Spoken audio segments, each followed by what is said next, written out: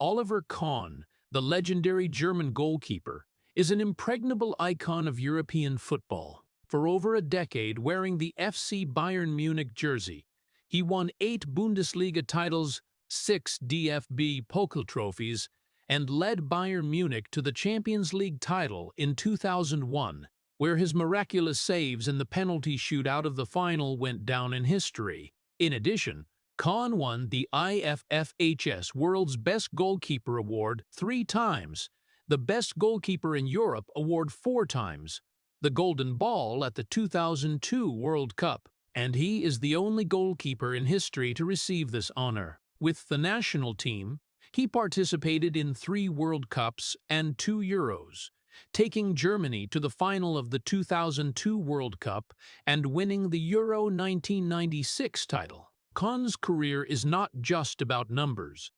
He was famous for his superhuman reflexes, his iron spirit on the pitch, his leadership of the defense, and his fierce eyes that made opponents tremble.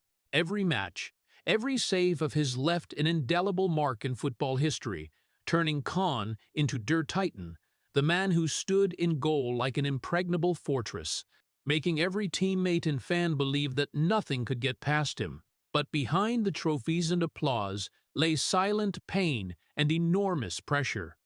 Kahn always lived under the obsession of perfection, never allowing himself a single mistake. The mistake in the 2002 World Cup final against Brazil became a ghost that haunted the rest of his life, making him experience the full feeling of failure, loneliness, and unspoken pressure. Every ball, every match was a battle with his own inner self, where fear and willpower tore at each other. But it was precisely that pain that created extraordinary strength. Kahn rose after failure, continued to lead the national team, continued to fight for Bayern, turning every match into proof of his iron will, of his unconquerable spirit, of a man who not only protected the goal, but also fought with himself, with his limits, and the darkness that fame and power could not hide. Please hit subscribe to the channel so you don't miss the untold story of Oliver Kahn and the tragic moments behind the spotlight of the pitch. Oliver Kahn grew up in a harsh world where emotions were considered a weakness, where every smile or tear had to be hidden carefully like a forbidden secret. His childhood in Karlsruhe had no protection from warm questions, no hugs or words of encouragement, only strict rules, lessons about discipline and responsibility, where softness was seen as a sin. His father, a man who believed strength came only from toughness and endurance, never told his son, "You did well," or "You can rest," while his mother, although she loved him in her own way, was weighed down by the pressures of life and work to the point where she no longer had the strength to create a spiritual refuge for the boy. From his very first steps on the pitch, Kahn learned that to survive, he had to become impregnable, not allowed to show fear, not allowed to tremble, not allowed to be weak. And absolutely no one asked him, "Are you okay?" Every failure on the training field, every time the ball flew out of control, he received silence as a reminder that mistakes were not forgiven, that emotions were something dangerous, a weakness, and had to be suppressed immediately. It was from those seemingly small moments that Oliver learned to stay silent in the face of pain, learned to suppress fear, anger, and disappointment. And unintentionally, every tear of his childhood was frozen inside, forming a thick layer of ice that blocked any softness or natural expression. Those nights he lay in bed, hugging a small ball to his chest, Kahn closed his eyes and told himself, "I have to be strong. No one can see me afraid."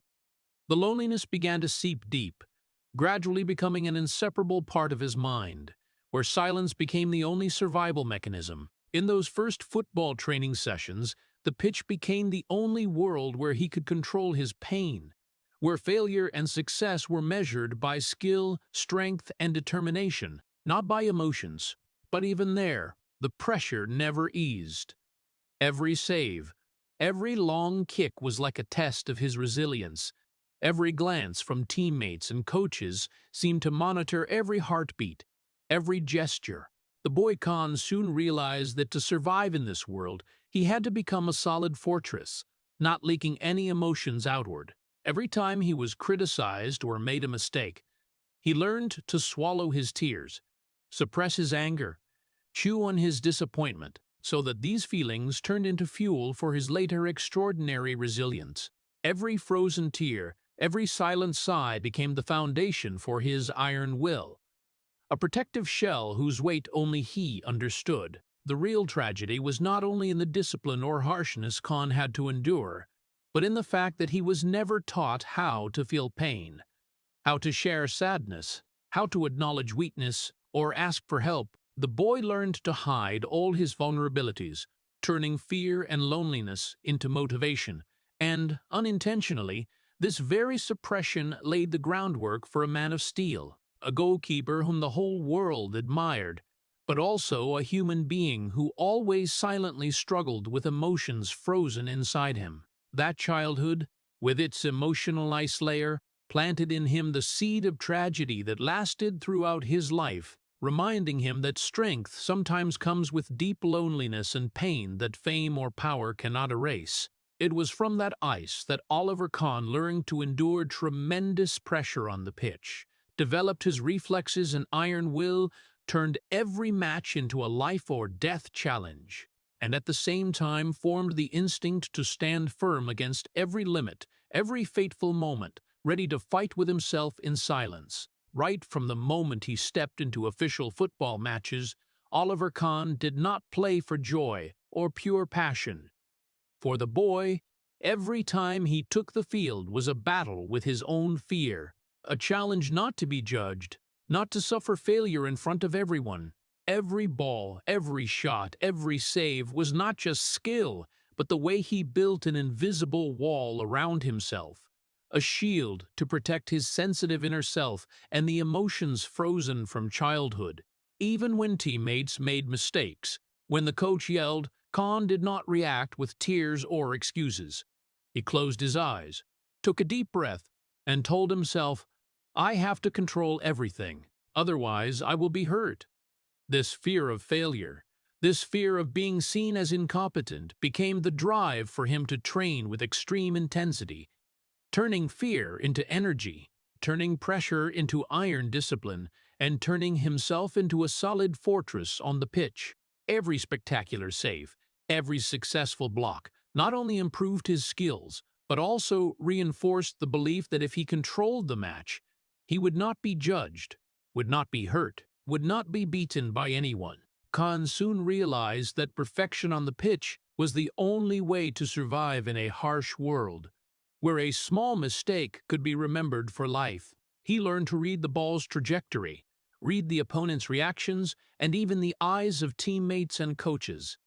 Every correct prediction was a proof of his own value. Not only technique, but his attitude on the field became a tool to protect his soul. Silence, absolute focus, and control over every gesture, every breath. Those long training hours, reflex drills, spectacular diving saves that seemed mechanical were actually training his willpower, creating a young man who could stand firm under pressure, turning fear into strength, turning football into a means of survival.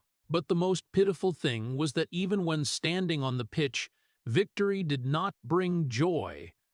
It only brought a temporary feeling that he had survived, that he had not been hurt. Oliver understood that any moment of losing control could open the door to failure and humiliation, and from there formed a silent but constant fear.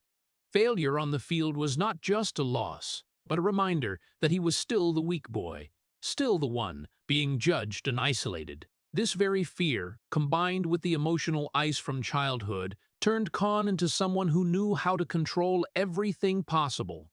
The ball, teammates, situations, even the emotions inside, so that no one could touch his pain. Control was not just a playing strategy, but the only way to protect himself from hurt. Every run, every block, every long kick was no longer just technique. They were expressions of will, of existence, of a boy who had been denied emotions, learning to stand firm and survive in a harsh world. And from those days, the foundation for the great Oliver Kahn of later years was formed, a goalkeeper who not only had superhuman reflexes but was also a symbol of willpower, of relentless determination to the point of ruthlessness, of a man who learned to turn fear into energy, turn pressure into motivation, and turn his life on the pitch into a battlefield to forge his soul. From here, every match, every season was not just a game, but proof that Oliver Kahn would never submit to failure, would never let himself be hurt, and would turn every fear into an impregnable shield. Oliver Kahn, when he entered the early years of his professional career at Karlsruher SC, had turned everything into a battle with himself. Training for him was no longer joy, no longer passion, but had become a heavy duty, the only means to prove his own value and prevent the fear of failure from erupting. Every training session, every diving block, every ball catch was repeated to perfection, to the point where his body was exhausted, to the point where physical pain became part of the mental training process. Oliver never forgave himself. A small mistake was not just a technical error, but proof that he was not strong enough, not perfect enough, not enough to stand firm in the harsh world outside the pitch. Mistakes became a dull ache that drove him to train more strictly, making the inner pressure gradually turn into a whirlwind that swept away all balance and natural joy of football. The first signs of obsession appeared. Outbursts of anger when teammates were careless, fierce shouts on the pitch as a way to vent his fear, and times when he punished himself for not meeting the requirements. From running dozens of extra laps, jumping hundreds of extra shots to repeating endless reflex drills, every collision, every goal conceded in training was remembered, analyzed, and forced himself to do better next time. And Kahn accepted no negotiation with his body or mind. These actions, although they helped improve his skills, also began to dig deep into his psychology, making football no longer a game or joy, but turning into a continuous battle, a field to test his will and endurance. The real tragedy began when Oliver realized that he was no longer playing football. Football had become a means to fight with himself, to resist feelings of weakness, to avoid the childhood pain that had never been released. Every match, every training session became a test of endurance, where loneliness, pressure, and self-imposed harshness made him stand firm, not allowing any part of himself to show softness. Every spectacular save, every long kick, every run and jump in training was proof of his iron will, of the obsession with perfection that he created himself. But at the same time, it was also a sign of the loneliness and simmering pain, where suppressed and controlled fear had become the driving force, but also a long nightmare that followed every step. Looking back, these years formed the essence of Kahn's Titan. Not just an excellent goalkeeper, but a man living in self-imposed force, in extreme pressure that only he himself understood. He learned to turn fear into strength, turn pressure into fighting energy, but at the same time he also learned to live with loneliness and silent pain that no one could feel. Football, for Oliver, was no longer a playground or joy, but a battlefield to confront himself, where every save or reflex was proof of will, resilience, and obsession with perfection, where tragedy began, where Oliver Kahn fought not against opponents on the pitch, but with his own self, with fear, loneliness, and the limits he set for himself, turning every run, every dive, every save into a fierce inner battle, where iron will and personal tragedy merged into one, laying the foundation for the matches, the victories, but also the simmering pain that followed him for the rest of his life. When Oliver Kahn joined FC Bayern Munich, it was not just a step forward in his career, but also the starting point for the invisible wall he built around himself. Right from the first training sessions at Bayern, his teammates and coaches realized one thing: Kahn was not like anyone they had ever met. His cold eyes, stiff gestures, every run, every reflex, all radiated a power of complete control, as if no one could enter his territory, no one could affect his mind or inner emotions. Everyone saw an excellent goalkeeper, a leader full of pressure on the pitch. But inside, Oliver was building a mental fortress to protect himself from the fear of failure, from scrutinizing eyes, from the feeling of loneliness that childhood had planted in his soul. He began to control every smallest detail, the way teammates passed the ball, the way defenders positioned themselves, his own breathing before every ball. Everything around had to follow his will. Every situation had to be under control. But the more he controlled, the higher and thicker the wall he built. And it also created an invisible distance between him and those around him. Oliver was cold with teammates, strict with himself, and almost untouchable emotionally. Even the best coaches found it hard to break through that steel shell.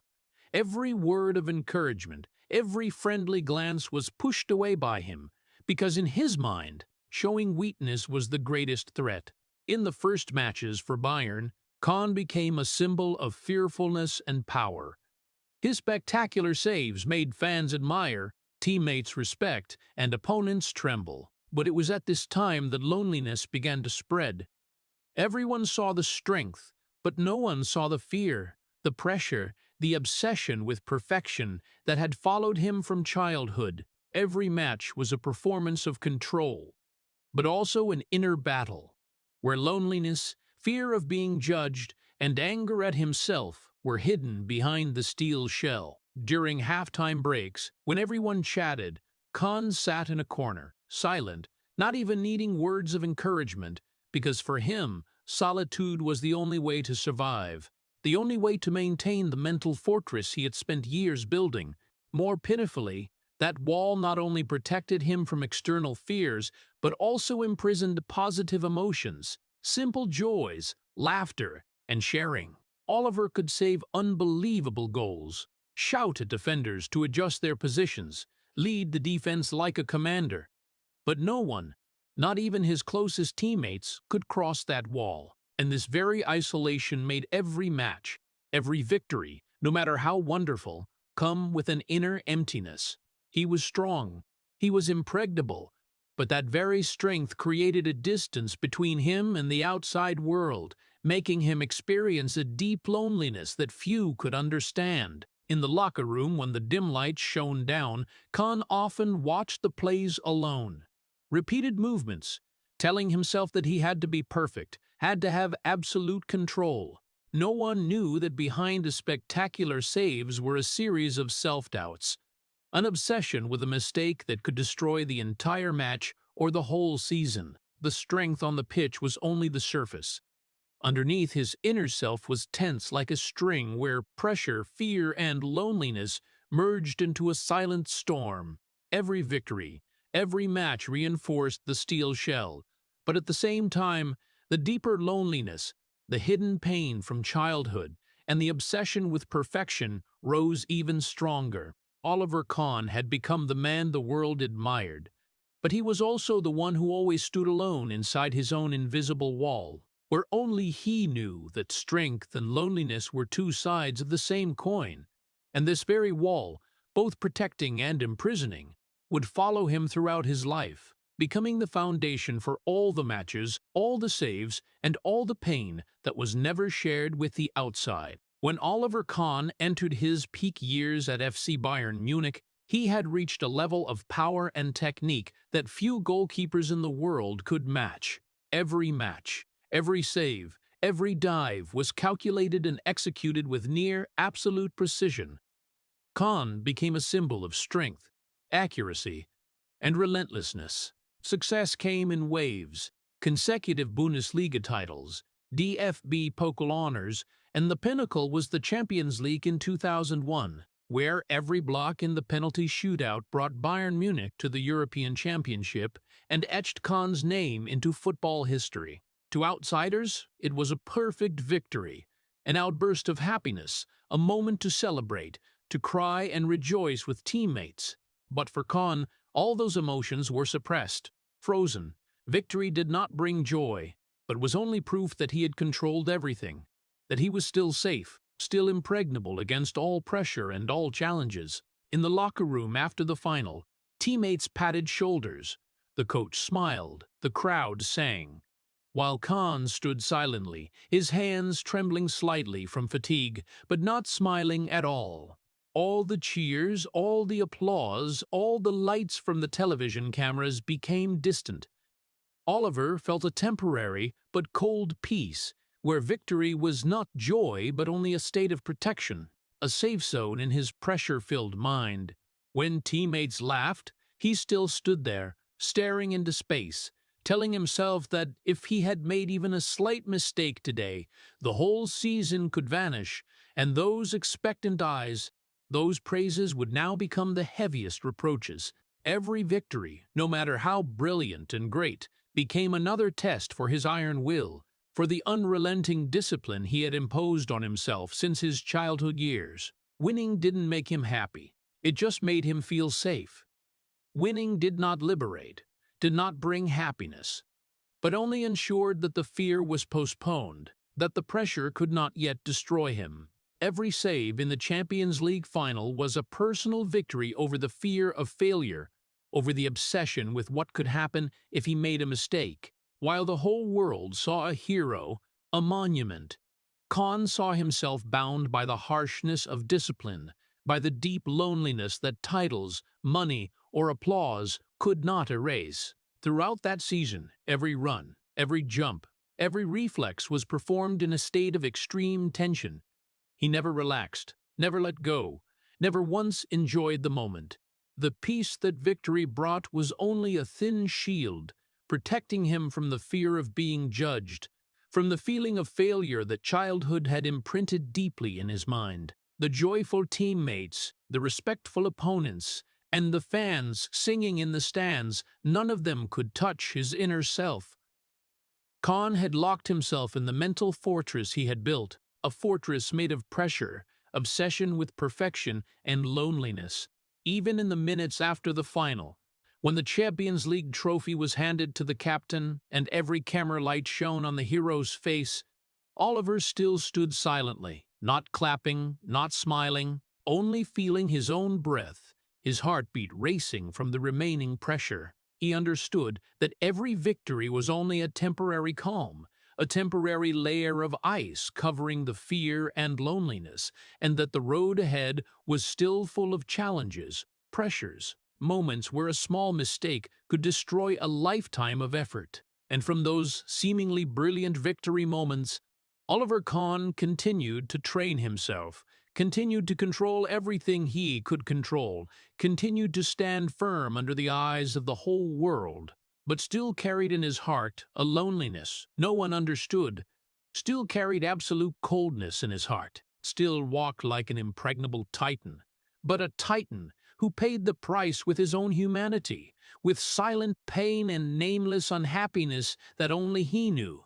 The great victory, the brilliant Champions League title, all of them did not bring happiness, only highlighted more the loneliness, the pressure, and the inner tragedy of a man who had spent his whole life controlling everything but could never control his own heart. When stepping onto the pitch, Oliver Kahn was the image of overwhelming strength, but hidden behind every dive, every miraculous save, were intense bursts of anger that few could understand. Every time a teammate was careless or let the ball touch the net, he did not just shout like a leader giving commands. His roar carried the fear and tension that had built up over many years. Kahn's outbursts of anger did not come from his teammates' lack of skill or lack of effort. They stemmed from the deep obsession inside him, from the fear that one moment of lost control would lead to failure and total collapse. Every shout, every slam of the ball onto the grass, every fierce glare directed at the defenders was not to punish them, but to keep himself feeling that everything was still under control. Tension began to escalate when the pressure that had accumulated for so long exceeded normal endurance.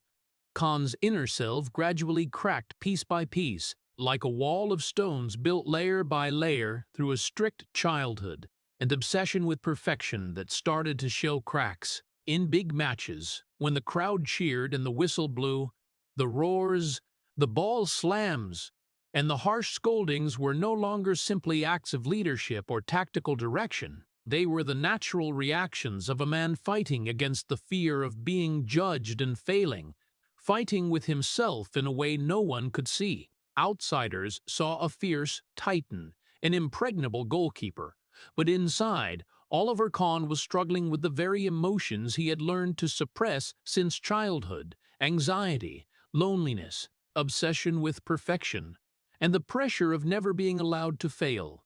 Every successful save only temporarily eased the fear, but the anger still simmered, ready to explode whenever even a small detail went wrong, like a trigger holding the entire psychological piece about to burst. While teammates saw leadership and determination, Kahn was going through a persistent inner battle where loneliness and suppressed pressure continuously pushed him to the edge of losing control. The outbursts of anger were not only expressions of strength, but also warning signs that his inner world was beginning to collapse. His heart beating fast, his body tense, his voice echoing across the field, his eyes flashing like a warning to himself. Every throw of the ball, every shout, every adjustment of the defenders' positions was Kahn's way of trying to maintain control in a world where just one mistake could lead to disaster. The feeling of losing control on the pitch, even for a split second, was enough to shake his inner self, awakening the fears from childhood where weakness was not accepted and every mistake was seen as a catastrophe. In the most tense moments, when Kahn stood on the goal line watching the ball fly toward an opponent's foot or soar past his hands, the anger inside him was not ordinary frustration. It was a combination of the fear of losing control, of unshareable loneliness, of the obsession that everything would collapse if he did not hold every smallest detail tightly. Tension increased gradually, heartbeat, breathing, eyes, all blending together to create a state that was both fierce and terrifying, where Kahn's inner self was stretched like a bowstring. Every second a battle that was visible on the pitch and happening silently inside. Gradually, the matches and training sessions were no longer places to showcase technique or the joy of football. They became tests of Oliver Kahn's will and iron spirit. The anger, the shouting, and the loss of control on the pitch were surface manifestations of an inner tension that was almost breaking apart, where loneliness, obsession with perfection, and self-punishment merged together, creating a tragic picture but also portraying his unconquerable will. That was the period when the Titan truly took shape. Not only the world's greatest goalkeeper, but a man fighting every second with himself, turning fear and anger into motivation, turning pressure into strength, and turning the pitch into a fierce inner battlefield that only Kahn himself understood, the pain and power that went hand in every save, in every shout, in every gaze full of tension yet determination. The 2002 World Cup was the arena where Oliver Kahn, the legendary goalkeeper of the German national team, etched his name deeply into football history with an almost divine performance. From the group stage to the semifinals, every match he stood in goal was a test of skill, intelligence, and iron will. Balls slammed into his hands, soared beyond his reach, or powerful shots from outside the box were all stopped by him, as if nothing could get past this titan. Every continuous save, every dive, every leap toward the corner of the goal left spectators in awe, made teammates admire, and forced opponents to tremble in fear. Those performances were not just excellent goalkeeping skills, but also the direct expression of will, of the fear of failure that had been trained and transformed into superhuman strength. Every match, every prevented goal raised Kahn's reputation, turning him from a talented goalkeeper into a living symbol, a model of strength and determination in the eyes of millions of fans around the world. Everyone looked at him and saw an almost unbeatable goalkeeper, a man standing in goal like an invisible fortress, a solid shield against every attack. But deep inside, Oliver himself was fighting his own fear. Every save not only stopped a goal, but was also his way of reassuring himself, reminding him that he was still in control of everything, that he was still safe from the loneliness and persistent pressure from childhood. Every time the ball went beyond his control was a shock, a moment when his inner self tensed like a string, where fear, tension, and pressure accumulated over many years converged, forcing him to explode with all his ability. This was exactly what turned Kahn into someone almost unbeatable in the eyes of the whole world. He did not just block the ball, but also blocked every fear, every pressure, every limit that he and his opponents could imagine. In every match, when the stands roared and opponents charged forward, Kahn focused on the smallest details. The opponent's running direction, the spin of the ball, the shooting angle distance. Every factor was calculated in his breathing, in his eyes, in reflexes that were almost superhuman. The spectacular saves became symbols, but at the same time they were proof of the extreme loneliness he had to endure. No one truly understood the pressure, the fear, or the inner tension he carried. Spectators only saw the divine performance. They did not see the silent battle happening in every heartbeat, every reflex, every leap of his. In the semifinals and final, the pressure on Kahn reached its peak. Every ball carried life or death meaning. A small mistake would cause the German team to fail, and that was enough to awaken the fear of failure that had been suppressed for many years. In those moments, Kahn was no longer an ordinary person. He was a living symbol, a fortress, a god in goal that any player had to beware of. Every save made spectators hold their breath, made opponents tremble, but at the same time, it also made him more tense, more aware of the heavy responsibility he had to bear. Kahn's near unbeatable nature was not only about skill or physical strength, but the result of a lifetime of forging his will, turning the fear of failure into strength, turning pressure into motivation. He did not allow himself to be weak, did not allow any mistake to appear, and thanks to that, in the eyes of the world, he became a model of greatness and divine power. But at the same time, that greatness also carried a terrible price: pressure, loneliness, simmering fear, and endless tension. Every save, every winning match, every advancing title reinforced the divine image, but also pushed Oliver Kahn deeper into the ice of loneliness and the fight with himself. The Champions League in 2001, the matches against Brazil, and every unbelievable ball became proof of his strength. But inside, Oliver was still a man struggling with loneliness, fear, and the obsession with perfection. He was almost unbeatable on the pitch, but in reality, every one of those moments was paid for with silent pain, with a continuously tense inner self, and with a loneliness that only he understood. This was exactly the time when Oliver Kahn, a god in the eyes of the world, was also a human, with his own pain and pressure, proving that great strength sometimes comes with absolute loneliness and silent tragedy that lasts a lifetime. The 2002 World Cup Final, the match where the whole world turned its eyes to Oliver Kahn's goal. Every second passed as if in slow motion. The ball curved through the air, seemingly flying in rhythm with the heartbeat of millions of fans, and then touched Kahn's hands but bounced out, falling exactly where Ronaldo had anticipated a second earlier. The space seemed to explode. Cheers, drums, whistles from the crowd. But in Kahn's mind, everything was amplified into an empty silence, where he stood there motionless, eyes wide open but empty, his body still holding a firm stance, but inside was an indescribable collapse. Every moment unfolded so slowly that every small detail became a knife carving into memory. The ball bounced out. Ronaldo charged forward. The entire stadium held its breath, then erupted in terrible cheers. And in the middle of that storm, Kahn stood still, not running, not diving, not blocking in time. The moment when not only the match was lost, but the confidence and control he had built his whole life suddenly vanished. For viewers, it was a conceded goal. For Kahn, it was the second when he realized the terrible truth.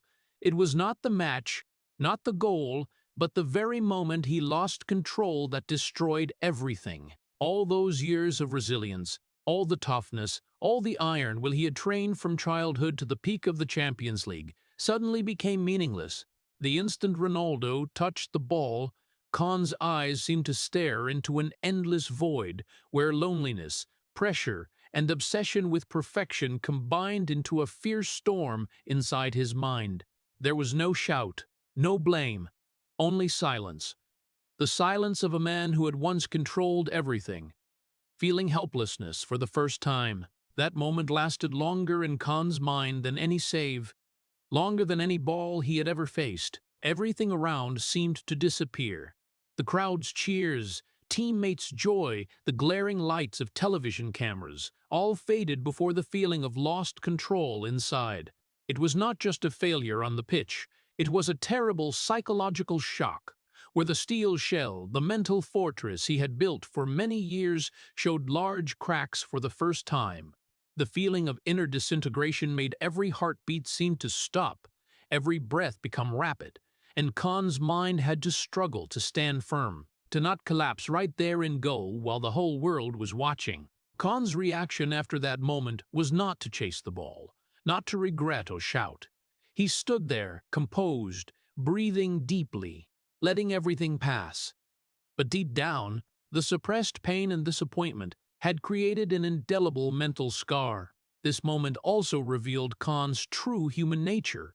A man who always tried to control everything but could not control fate, could not control every decisive moment, and could not avoid the feeling of helplessness in the face of things beyond his own ability. In the minutes that followed, when the ball lay still in the net, and Ronaldo celebrated, Kahn still stood there, eyes focused but empty, barely moving, barely stirring, only feeling the deep loneliness spreading throughout his body. Every cheer, every light, every round of applause from teammates became distant, emphasizing the isolation he experienced in this decisive moment. Victory or defeat on the field no longer mattered. What mattered was that his confidence, his control, and his entire inner world had suddenly been shaken. It was not the conceded goal that broke him, but the very loss of control, the loss of the ability to keep everything in his hands, that shattered Kahn's mind, leaving a silent but profound wound that lasted for the rest of his life. From here, the 2002 World Cup final was not only a failure on the pitch, but a personal tragedy, where strength, iron will, and fame were tested to the limit, where Oliver Kahn for the first time had to face the limits of himself and the extreme loneliness that even titles or the respect of the world could not soothe. This moment, slowed down to a horrifying degree in his mind, carved a deep lesson. No matter how strong you are, no matter how much control you have, 1 second can change a lifetime, and the titan on the pitch is still only a human before the power of fate. After the fateful moment of the 2002 World Cup final, Oliver Kahn still had to step onto the podium to receive the Golden Ball, the award for the tournament's best goalkeeper, an achievement that any player would dream of. Outsiders looking at it would see a hero, a great warrior, a goalkeeper who had stopped countless goals and brought the entire German national team close to glory. On the award podium, the lights shone brightly. Camera lenses followed every gesture, cheers echoed throughout the stadium, and teammates smiled, patted shoulders, and congratulated him. But for Kahn, those cheers did not ring in his heart at all, did not touch his heart. He held the trophy, looked at it in the sparkling light, but there was no joy, no pride, only a feeling of emptiness and heaviness, as if every title, every award was not proof of talent, but a constant reminder of the moment he lost control on the pitch. The trophy, which should have been a reward, became a curse, being honored not for a perfect victory, but because failure had happened in a split second, a moment that history and memory could not erase. Fans and the media praised him. Football analysts applauded his skills, emphasizing the miraculous saves throughout the tournament. But for Kahn, every compliment was like meaningless echoes. He had lived his whole life to control every detail, to never make a mistake, to become an impregnable symbol in goal. And now, when the Golden Ball was awarded, he knew clearly that the world was honoring him not only for his extraordinary skills, but also for the moment of mistake that he could not correct. This feeling mixed pride and guilt, turning the trophy into a two-faced symbol, a great reward, but also a painful reminder that humans cannot control everything. In the days after receiving the award, Kahn still went to training, still stood in goal, still reacted with absolute precision. But inside, the silent pain still lurked. Every time the ball flew into his hands, every time an opponent shot, the fear of repeating the final moment rose up, reminding him that just 1 second of lost control was enough to make all previous achievements meaningless. The saves, the spectacular dives were no longer just technique, but his way of fighting with his own mind, with the loneliness and pressure that had stretched from childhood, to prove that he could still control the match, that he was still impregnable. But victories, titles, and silver cups could not heal the inner wounds. They only highlighted more the tragedy of a man who had to endure extreme pressure in every moment of his life. Victory did not bring happiness. It only brought a temporary feeling that he was still safe, that he still stood firm against the fear of being judged and failing. Every step onto the award podium was a reminder that the past could not be erased, that glory and guilt sometimes went hand in hand, and that Kahn's greatest title, the Golden Ball of the World Cup, was at the same time the most painful reminder of the moment he lost control. It was not pride, but a burden, an indelible mark, making the great goalkeeper, the god on the pitch, become a human, fragile and full of tragedy inside, where pressure, loneliness, and obsession with perfection continued to stretch on, regardless of all the lights, all the applause, or all the external titles. The trophy became a double symbol, both proof of extraordinary strength and skill, and a reminder that even the idol of millions also had moments of collapse, silent wounds that only he understood, and that personal tragedy sometimes outweighed any success in his career. Outside the pitch, Oliver Kahn's life was nothing like what fans and teammates saw on screen. There were no more rounds of applause, no more bright shining lights, only emptiness, pressure, and wrong choices. His first marriage fell apart, bringing with it a series of feelings of failure and guilt that he had never experienced on the football field. While he was someone who controlled every match, an impregnable fortress in goal, he could not imagine that he himself could not control his personal life, the mistakes, the hasty decisions, and the moments of hot temper and emotions had pushed him into a vortex of tragedy that no rules or tactics could save. During this period, Oliver faced a profound feeling of imbalance. Strength on the pitch did not bring safety in real life. Victories and glory could not heal the cracks in his personal life. Infidelity was one of the wrong decisions that multiplied the loneliness and guilt many times over. For a person who had spent his whole life controlling every detail, every situation on the field, losing control in his own heart and in the closest relationships was a terrible shock. Those nights lying alone in the room, he clearly felt that no one could save him from the feeling of guilt. That every title, every victory, every round of applause that once echoed in the stands became meaningless in the face of the disappointments he had caused himself and others. The simmering pain stretched on, making Oliver no longer the titan on the pitch, but a weak, contradictory human being torn between power and helplessness. In those moments of facing this truth, Kahn felt his heart being torn. One part still wanted to protect the impregnable image, another part being pulled down by loneliness and the feeling of mistake. Every conversation with family, every glance from colleagues, reminded him of the gap between power and emotion, between victory and happiness. On the pitch, he could suppress every ball, adjust every position, shout and impose his will. But in real life, no skill, no tactic could help him control emotions and salvage the broken relationships. Kahn's feeling of guilt was not only the result of specific actions, but also a profound awareness of his own limits. He understood that controlling the match did not mean controlling personal life. Strength in goal did not protect him from the wounds he himself created. The imbalance gradually became a daily companion. Times when he ate without appetite, slept restlessly, every peaceful moment disturbed by memories of wrong choices, words of resentment, disappointed eyes from the people he loved. In that loneliness, Oliver still tried to stand firm, still maintained the steel shell so no one could see the pain inside. But every save on the pitch, every excellent match, only emphasized the contrast with his personal life.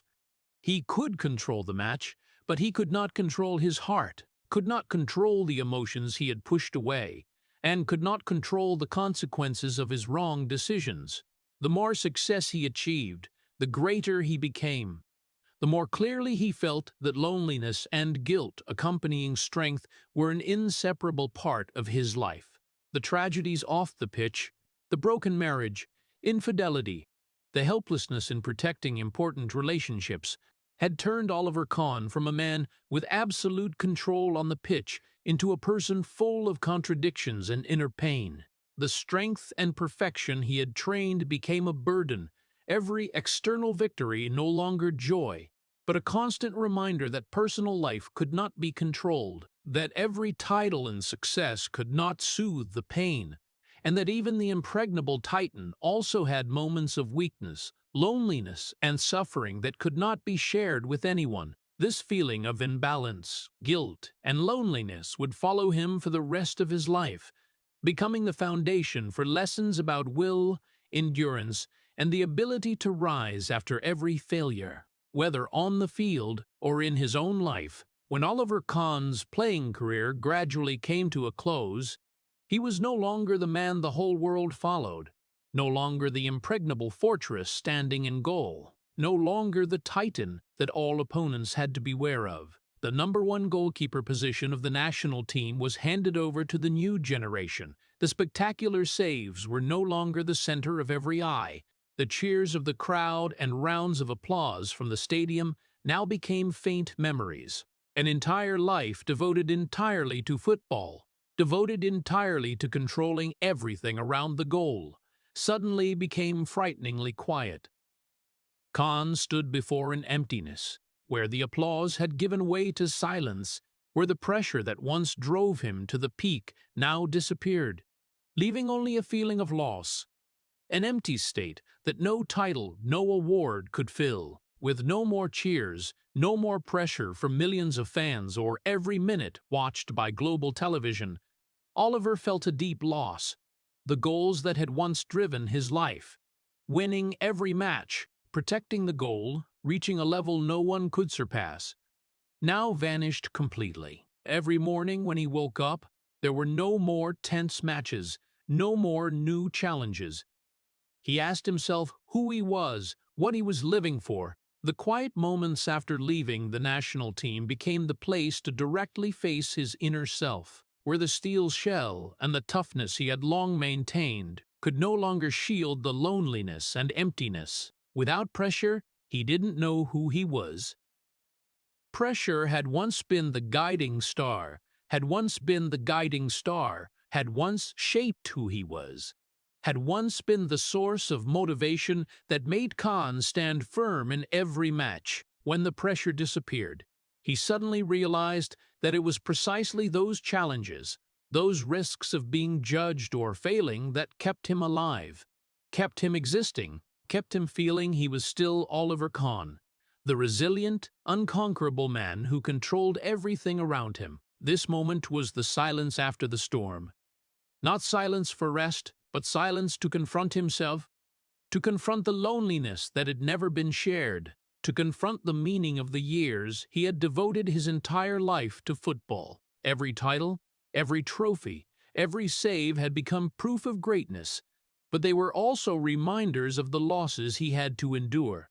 Loss of control, loss of recognition, loss of the central role in the world he had once mastered. Oliver stood silently, pondering, his heartbeat still tense like in a match, his eyes directed into emptiness, clearly feeling that this silence was a new challenge, the challenge of facing his true self with no steel shell left to hide emotions, no clear goal to cling to, only a being struggling to find its own meaning. In these days and months, emptiness became an unavoidable companion. He walked on the quiet training field, listening to the wind blowing through the flagpoles, hearing the ball bounce on the pitch with no one watching, and realized that there was no more encouragement, no more tense eyes from opponents or teammates, no more pressure driving every reflex and decision. Every feeling about himself was now shaped by his own inner self, where every moment of failure, every simmering loneliness from childhood, every pressure that surpassed all limits became clearer than ever. No more goals, no more pressure, no more cheers, only him, a man who had to rediscover his identity in the deep silence that football had once hidden, that victories had once blurred.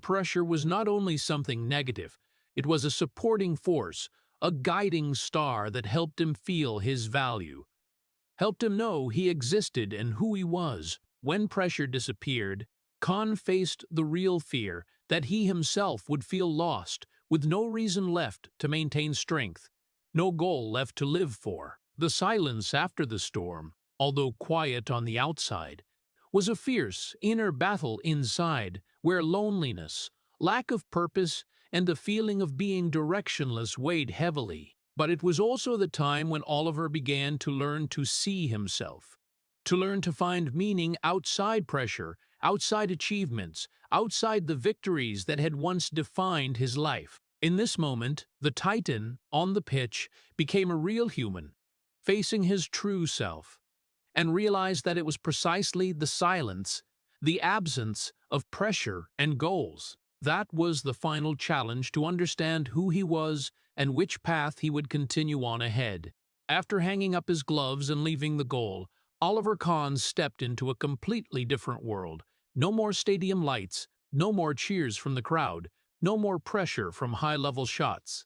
Instead, there were meeting tables, business decisions, and leadership responsibilities at Bayern Munich. He became a manager, a leader, trying to apply everything he had learned on the pitch to his new life, where every decision no longer concerned only the ball or the goalkeeper position, but affected the team, personnel, finances, and the image of an entire giant brand. Just like when he stood in goal, Kahn wanted to control every detail, every step of the employees, every transfer strategy, every team development plan, all had to follow his will, had to be as precise as when he adjusted defenders' positions or read the path of the opponent's ball on the pitch. But life off the pitch did not operate according to the rules he had once applied. Not everything reacted according to logic. Not every person followed the same principles as in football tactics, and not every situation could be predicted or controlled. Each leadership decision brought unforeseen consequences, conflicts with colleagues, arguments in the meeting room, and disappointments from results that did not go as desired. Oliver began to realize that the strength and absolute control he once had on the pitch could not be fully transferred to the world of business and leadership. Everything happened more slowly, more complicatedly, and often did not follow the logical rules he was familiar with. This gave rise in him to a feeling of helplessness that had never existed before in his playing career. The silent tension and pressure kept increasing. He still maintained his cold, strict, demanding demeanor toward himself and those around him. But in private moments, Kahn realized that he was losing the feeling of absolute power. On the pitch, a small mistake could be compensated for by focus and reflexes. But in the meeting room, a wrong decision could lead to serious consequences affecting an entire team, an entire brand, and the trust of those around him. This contrast made him both want to control everything and realize that he could not control it all, and that increased the inner pressure, making every decision more tense, every meeting a test of will and patience, where external pressure and pressure from himself intertwined, creating a mental battle no less intense than any match on the pitch. Oliver Kahn began to learn how to face helplessness in the new environment. He realized that absolute control was an illusion, and life did not obey the rules he had once used to dominate the goal. The battles on the meeting table, the financial decisions, the personnel issues all required flexibility, the ability to yield and listen, factors he rarely used in his playing career, where decisiveness and dominance were almost everything. But it was precisely in this process that Kahn found a new lesson. Control was not about trying to dominate everything, but about learning to adapt, learning to navigate complex situations, and learning to live with what could not be controlled. In the quiet moments after meetings, when, sitting alone, Oliver reflected on the difference between the pitch and his current life. On the field, every movement could be practiced, every situation could be predicted. In real life, every factor did not follow logic, and accepting this was the greatest challenge he had ever faced. But he did not give up. The determination, iron will, and ability to endure pressure that he had trained throughout his playing life were brought into facing failures, arguments, and disappointments that nothing could predict. Oliver learned to transform the fear of failure, pressure, and loneliness into motivation to continue standing firm, to lead the team with respect and decisiveness, but at the same time, to be gentler with himself and those around him. Gradually, Kahn realized that this new life, although it did not operate like football, could still be controlled in a different way, through patience, through the ability to listen, through learning from failure, and through focusing on values more important than temporary victories. He understood that control was not about overpowering everything, but about knowing when to hold tight, when to let go, and when to adapt. This was the period when Oliver Kahn, from the impregnable man on the pitch, became a person facing the truth about his own limits, learning to live in a world where absolute control was impossible, and turning loneliness, pressure, and failure into profound lessons that helped him grow and become strong in a completely new way. In 2023, after many years of dedication, after having devoted almost his entire youth and energy to FC Bayern Munich, Oliver Kahn received shocking news. He was fired from his high-level leadership position at the club he had once seen as family, the place that had nurtured his dreams and accepted all his sacrifices. This feeling was exactly like the moment of the 2002 World Cup final, when just 1 second of lost control had left him standing motionless in goal, in silence and loneliness. Now, after many years of training to control life and every situation, Kahn realized that nothing, not even a lifetime of dedication, could keep him at the place that had once been everything: the team, the brand, and his own legacy. Everything happened quickly. Announcements from the board, internal meetings, decisions he had helped build for so long now became meaningless. An entire lifetime, every victory, every decision, every season at Bayern suddenly became history in which he was no longer a central part. Oliver felt replaced, left behind. This feeling was like letting an important goal slip through his hands on the pitch, but far more painful, because now it was not just a failure in a match, but a failure in the very life to which he had devoted all his strength and passion. Everything he had built, every effort to hold his position and maintain control, was now being run by others. And Kahn stood outside, watching from afar, helpless before the flow he had once led. In the first days after being fired, Oliver lived in silence and reflection, facing the loneliness that fame and power had never erased. He did not get angry, did not rage against the media or public opinion. Instead, the feeling of emptiness and being left behind took over his mind. Every memory of victories, celebration nights, and divine saves now remained only as faint images, reminding him that the club to which he had given his entire life could still move forward without him. The club he gave everything to moved on without him.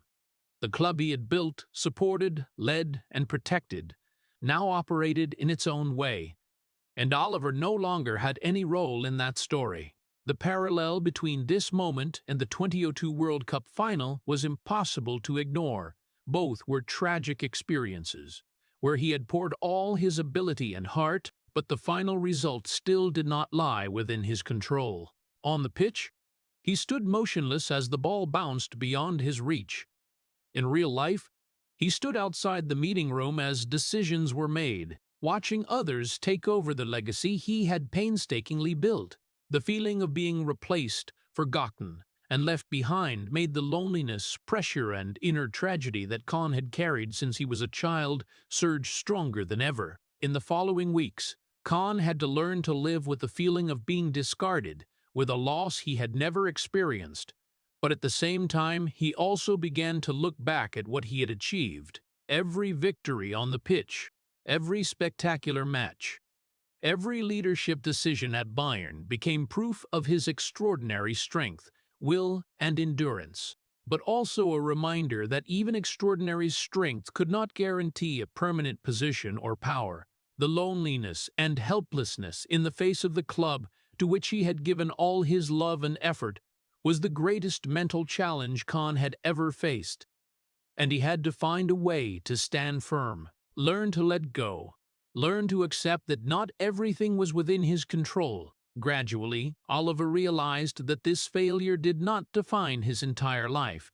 It was only a new chapter, another challenge, just like on the pitch, where every mistake or conceded goal did not erase the effort of an entire season. In life off the field, being fired by the club also did not erase the legacy, talent, or iron will he had built.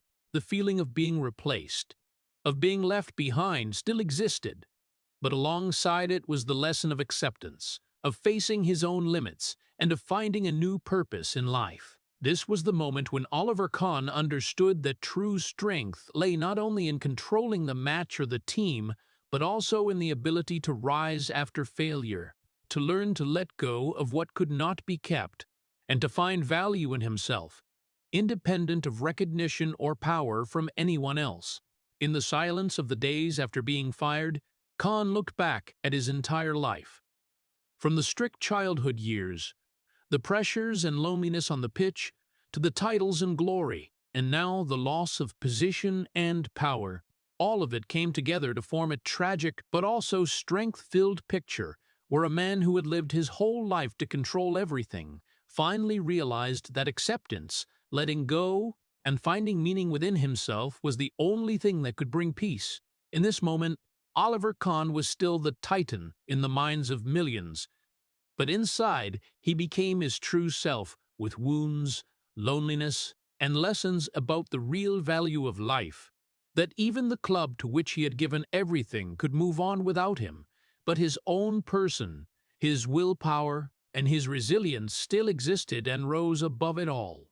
Oliver Kahn sat quietly in the dimly lit room with the afternoon light streaming in from the small window and realized that the most painful truth of his life was not in the failures, the moments of emptiness on the pitch, or the times he was replaced and left behind in his personal life, but in the fact that he had never forgiven himself. The strict childhood, the years building the image of the impregnable Titan, all the titles and glory could not erase this simmering feeling.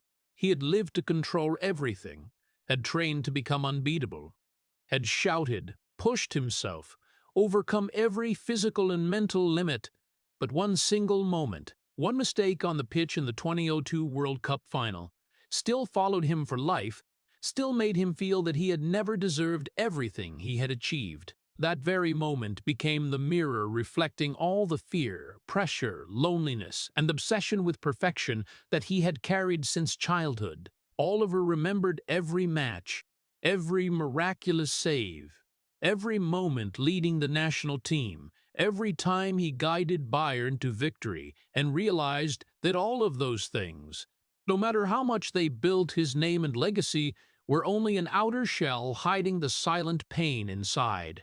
When he stood in goal, when he held the Champions League trophy or the Golden Ball, he once thought he had conquered everything. But in reality, he was still fighting with himself, with the loneliness and pressure that no one could understand. The titles, the praises, the respectful eyes of the world only highlighted the inner tragedy even more. Kahn could not forgive himself, could not forget the moment of lost control, could not erase the feeling that no matter how great he was still a man who could be judged, hurt, and isolated. He didn't lose everything. He just never learned how to let go of one moment. Failure had never destroyed the man. What hurt the most was the lasting obsession, the engraving in his mind of that single moment he could not control, could not salvage. All the efforts to become perfect, to control, to fight the fear of failure only deepened the mental wound. Every night when he closed his eyes, Oliver felt the torment of his own memory, of the loneliness, of the persistent self-blame, as if he were reliving that moment endlessly. But along with the tragedy came proof of his extraordinary will and unmatched ability to stand firm. Oliver did not give up. He continued to contribute, continued to lead Bayern, continued to participate in football activities and management, still kept the strictness, decisiveness, and iron spirit that the whole world admired. He lived with a wound in his heart, carrying the pain as part of his identity, but that very pain also created strength, created the will to fight to the end. He was not perfect, not invincible, but he became a symbol of resilience, the ability to stand firm and fight even when the mental wound still simmered throughout life. Kahn's legacy was not only the titles, the saves, or the glorious victories. The real legacy was the way he faced pain, the way he fought with himself, the way he accepted that life was not always controllable, that mistakes and moments of lost control would always follow, and that true strength lay not in never failing, but in the ability to rise, to learn to live with the wound, and to keep fighting despite every difficulty. Oliver Kahn was a man of pressure, of will, but also a man of tragedy, loneliness, and limits he could not overcome. It was precisely that combination of strength and wound that made an unforgettable legend. In that final quiet moment, when looking back at his entire life, Oliver realized that he had not lost everything, but one single moment still haunted him for life. The trophies, the golden ball, the titles, the miraculous saves were only proof of extraordinary effort. But that moment, the moment he could not control, remained an inseparable part of himself, reminding him that even the idol of millions was still a human, vulnerable, and had to live with his own silent pain. And from that pain, Oliver Kahn became a living symbol of will, endurance, and the ability to stand firm. A man who was not perfect, not invincible, but fought to the end, lived with his wound, and passed on the lesson of strength, resilience, and the ability to face oneself to the world. The story of Oliver Kahn is not only the journey of a great goalkeeper, but also a vivid testament to the silent pains and the extraordinary value of willpower that a person can carry throughout life. From a childhood of strict discipline where weakness was not allowed, to training himself to become the titan on the pitch, Kahn turned the fear of failure into strength and loneliness into motivation. The moment of mistake in the 2002 World Cup final, when the ball bounced out of his hands and Ronaldo charged in to score, was not just a sporting failure. It was a mental tragedy where Oliver first faced helplessness and lost control after a lifetime of standing firm under pressure. The intense outbursts of anger, the absolute strictness toward himself, and the cold layer of ice he built on the pitch were all ways Kahn fought to survive. But at the same time, they left him profoundly lonely. After retiring, even as he became a leader at Bayern Munich, he still had to learn to adapt to failures off the pitch. From a broken marriage and personal scandals to being fired from the very club he had poured his heart and soul into. The Champions League trophy, or the golden ball of the 2002 World Cup, once the peak of glory, now became reminders of the moment of lost control and the deep loneliness. What makes Kahn's story so special and moving is the way he fought not just for victory, but for survival, the way he lived with a mental wound that no one could see. The lesson for American audiences is this: success and power do not equal happiness or absolute control over life. True strength comes from the ability to face failure, to accept one's own limits, and to rise after painful moments. Oliver Kahn teaches us that even when reaching the highest peak, a person still has to struggle with fear, loneliness, and personal limits, and that resilience, iron will, and the ability to live with one's own wounds are the most precious legacy, surpassing any titles or external glory. Please hit subscribe to the channel to continue accompanying us as we explore untold stories about legends like Oliver Kahn, where glory comes hand in hand with tragedy and extraordinary willpower. Thank you for watching. See you in the next video as we discover how great people overcome pain and rise after every failure.